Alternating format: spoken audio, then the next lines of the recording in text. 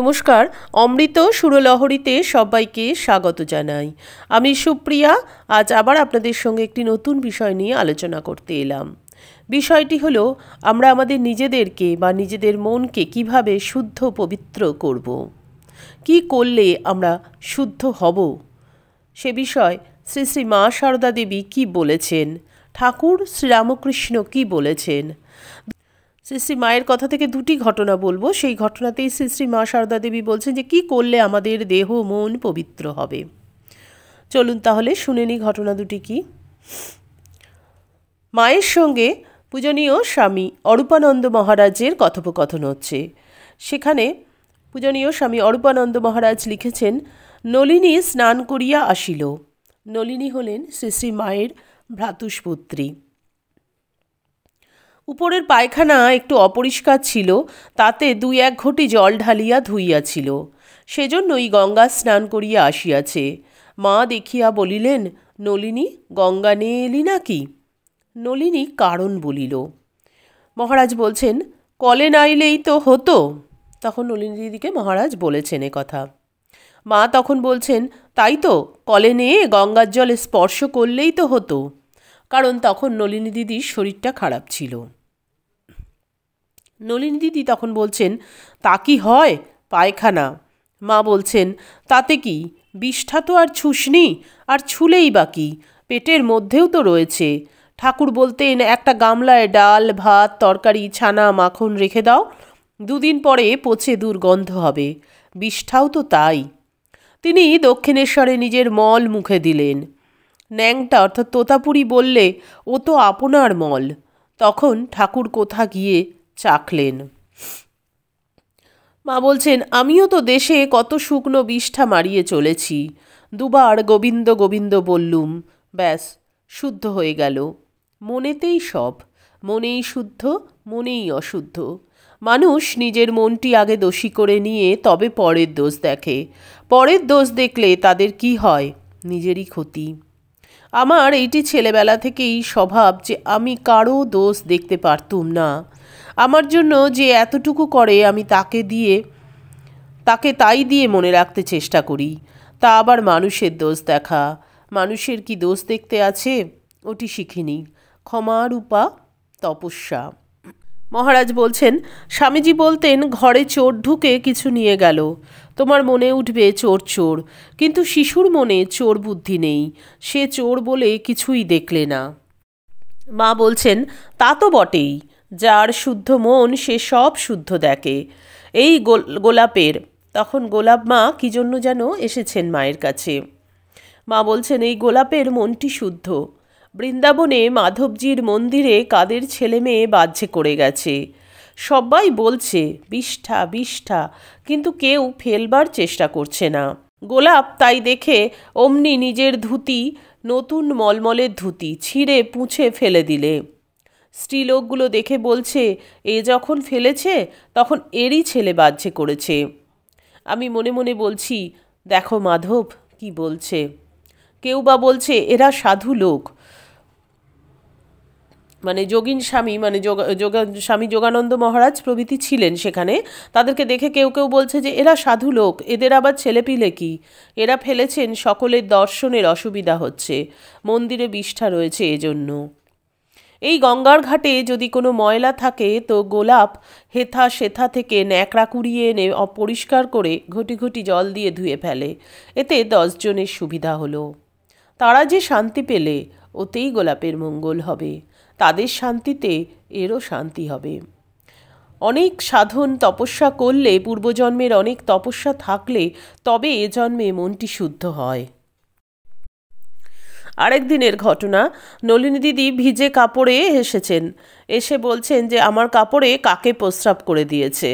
মা সাথে সাথে বলছেন, বুড়ো হতে চললুম, কাকে প্রস্রাব করে কখনো শুনিনি। বহু পাপ, মহাপাপ না হলে কি মন অশুদ্ধ হয়? কৃষ্ণ বোসের বোনের অমনি সূচিবাই ছিল। টিকিটা ডুবল কি, গঙ্গায় নাইতে গিয়ে ডুব দিচ্ছে, আর লোকেদের জিজ্ঞাসা করছে। সূচিবাই মন আর কিছুতেই শুদ্ধ হচ্ছে না। অশুদ্ধ মন অনায়াসে যায় না। আর সূচিবাই যত বাড়াবে তত বাড়বে, সবই যত বাড়াবে তত বাড়বে। কি সুন্দর কথা! দেখুন মা বলছেন, সত্যি আমরাও এগুলো করে দেখেছি। যত আমাদের মনকে কুসংস্কারে আচ্ছন্ন করি, যত আমাদের মনকে সূচিবাই করি, তত মন সংকীর্ণ হয়। আবার যখন সেই সংকীর্ণতা দূরে ছুঁড়ে ফেলে দিয়ে, আমরা যখন সূচিবাইতা দূরে ছুঁড়ে ফেলে দিয়ে একদম শুধু নিজের মন ভালো করে সেখান থেকেই কাজটা করি, তখন দেখবেন এগুলো হয় না। মা যেটা বলছেন সেটা কতখানি, মানে আজকের দিনেও কতখানি আমরা সংকীর্ণ রয়েছি। মায়ের কথা সেদিনে, সেই যুগে দাঁড়িয়ে মা যে কথাগুলো বলছেন, সেগুলো যদি আমরা আজকেও মেনে চলতে পারি, আমরা অনেকখানি মানে আমাদের জীবনটা, আমাদের চারিত্রিক সমস্যাগুলি অনেকখানি কেটে যাবে। মহারাজ তখন বলছেন, মহাপুরুষকে দেখেছি ভজা প্রভৃতি কুকুরগুলোকে ঘেঁটে তারপর হয়তো ঠাকুর পূজা করতে গেলেন। যাবার সময় কেউ হাতে জল, মানে তখন গঙ্গার জলই সব কাজে ব্যবহার হতো, ঢেলে দিলে আচামনের আচামনের মতো একটু হাত ধুলেন মাত্র। মা বলছেন, তাদের কথা স্বতন্ত্র, তাদের মন কত শুদ্ধ, সাধুর মন। গঙ্গার তীরে যারা বাস করে তারা সব দেবতা। দেবতা না হলে কি গঙ্গার তীরে বাস হয়? আর গঙ্গা স্নানে রোজের পাপ রোজ ক্ষয় হয়। নলিনী বলছেন তখন, গোলাপ দিদি একদিন উদ্বোধনে উপরের পায়খানা সাফ করে এসে আবার কাপড় ছেড়েই ঠাকুরের ফল ছাড়াতে গেল। আমি বললাম, ও কি গোলাপ দিদি, গঙ্গায় ডুব দিয়ে এসো? গোলাপ দিদি বললে, তোর ইচ্ছা হয় তুই জানা। মা বলছেন, গোলাপের মন কত শুদ্ধ, কত উঁচু মন, তাই ওর অত সূচি অসুচি বিচার নেই, অত সূচিবাইটাই এর ধার ধারে না। ওর এই শেষ জন্ম, তোদের অমন হতে গেলে আলাদা দেহ দরকার। আর চার ক্রোশী গঙ্গার তীর, পবিত্র হাওয়া বয়, হাওয়ারূপী নারায়ণ। বহু তপস্যা করলে এই মন শুদ্ধ হয়, সাধন বিনা শুদ্ধ বস্তু কভু না মিলায়। বলছেন, ভগবান লাভ হলে কি আর হয়, দুটো কি শিং বেরোয়, না মন শুদ্ধ হয়, শুদ্ধ মনে জ্ঞান চৈতন্য লাভ হয়। এই খুব সুন্দর কথা দুটো আমরা শিখলাম। একটা হচ্ছে আমাদের এই সূচিবাইতা, আমরা যখন তখন এটা হয়েছে ওটা হয়েছে, এটা ছোবো না ওটা ছোবো না, কাপড় ছাড়বো তবে ঠাকুর ঘরে ঢুকবো, ঠাকুর ছোবো না, এই যে সূচিবাইতা আমাদের মধ্যে রয়েছে, আমার মধ্যেও আছে, আপনাদের অনেকের মধ্যে আছে, সেই সংশয় কিন্তু দূর হলো আমাদের। মা নিজেই বলে দিচ্ছেন, শুধু মনটাকে শুদ্ধ করে তার চরণে দাও, অত কিছুর দরকার নেই। এবং সত্যি কথা বলতে গেলে কি, এ থেকে কিন্তু আমারও মন, মানে আমিও আস্তে আস্তে অনেকখানি সংকীর্ণতা থেকে বেরিয়ে আসতে পারছি। শুধু আপনাদেরকে বলছি তা নয়, আমিও বেরোতে পারছি। আর একটা কীভাবে মন অশুদ্ধ হয় আমাদের, সেটা হলো লোকের দোষ দেখা, লোকের দোষ দেখে বেড়ানো, লোকের দোষ নিয়ে পরচর্চা করা, লোককে কে কী করলো তা নিয়ে আলোচনা করা, এগুলো থেকেও আমাদের মন সংকীর্ণ হয়, মন অশুদ্ধ হয়। তো সেই মা নিজের ভাইজিকেই বলে দিচ্ছেন যে কত জন্মের তপস্যা করলে তবে মনটা শুদ্ধ হয়, এই সূচি অসুচি বিচার করার কোনো প্রয়োজন নেই, শুধুমাত্র নিজের কর্ম করে যাও। গতকাল যে ভিডিওটা করেছিলাম সেটা হলো শ্রী শ্রী মা বিধর্মী আব্দুলকে দেখা দিলেন জগদ্ধাত্রী রূপে। সেই ভিডিওটাতে কমেন্ট করেছেন যারা, মজুমদার বিকাশ কমেন্ট করেছেন, খুব ভালো লাগলো পোস্টটা দিদিভাই। আচ্ছা, আমার সহজ রান্নাঘর কমেন্ট করেছেন, জয় মা, মা যে কোথায় কাকে কিভাবে দেখা দেবেন তা বলা অসম্ভব, তবে দিদিভাই আপনার গলায় মায়ের কথা শুনলে মন ভরে যায়। সীমা চ্যাটার্জি কমেন্ট করেছেন, জয় মা, জয় ঠাকুর, জয় স্বামীজি, খুব ভালো লাগলো। প্রণতি গুপ্তা কমেন্ট করেছেন, কি ভালো যে লাগে আপনার বলা ঠাকুরশ্রী মায়ের কথা শুনতে, কি জানি মনটা ভরে যায়, রোজ অপেক্ষা করে থাকি অমৃত কথা শোনার জন্য, প্রণাম নেবেন। পম্পা ভট্টাচার্য কমেন্ট করেছেন, অনেক অজানা তথ্য আপনার ভিডিও থেকে শুনে জানতে পেরে মন ভালো করার চেষ্টা করি, আপনি ভালো থাকুন, আর এরকম করেই সব অজানা ঘটনার কথা জানিয়ে আমাদের সমৃদ্ধ করুন। জয় ঠাকুর, জয় মা, জয় স্বামীজি। সুমিত্রা সেনগুপ্ত কমেন্ট করেছেন, মা ঠাকুর কিভাবে কখন কার উপর কৃপা করবেন বোঝা যায় না। খুব ভালো লাগলো, থ্যাংক ইউ। আপনাদের সকলকে অসংখ্য ধন্যবাদ। আপনারাও আমার প্রণাম নেবেন, নমস্কার নেবেন।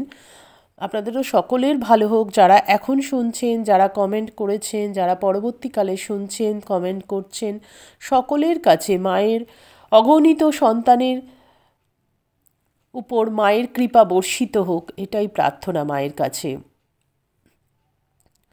আজকের ভিডিওটাও যদি ভালো লেগে থাকে অবশ্যই একটা লাইক দেবেন, কমেন্ট করবেন। যারা চ্যানেলটি সাবস্ক্রাইব করেছেন তাদেরকে অসংখ্য ধন্যবাদ। যারা চ্যানেলে নতুন বন্ধু তাদের কাছে অনুরোধ রইল চ্যানেলটি সাবস্ক্রাইব করবার জন্য।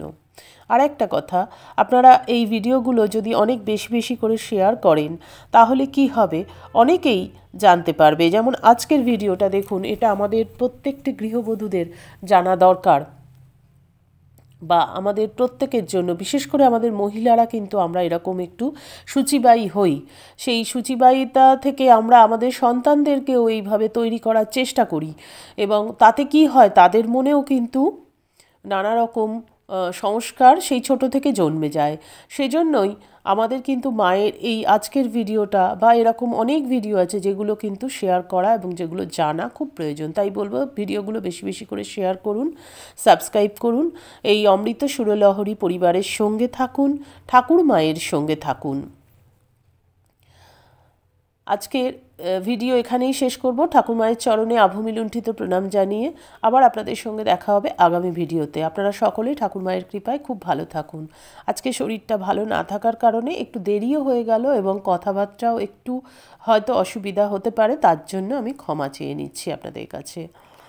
কিছু যদি ভুল ত্রুটি হয়ে থাকে, আমার শরীরটা খুবই খারাপ আজকে, সেজন্যই একটু ভুল হলো। সকলে ভালো থাকুন, সুস্থ থাকুন, সকলের মঙ্গল হোক, সকলের ভালো হোক। হরি ওম তৎসৎ। শ্রী রামকৃষ্ণ অর্পণমস্তু। জয় মা শারদেশ্বরী। জয় তু স্বামীজি মহারাজ।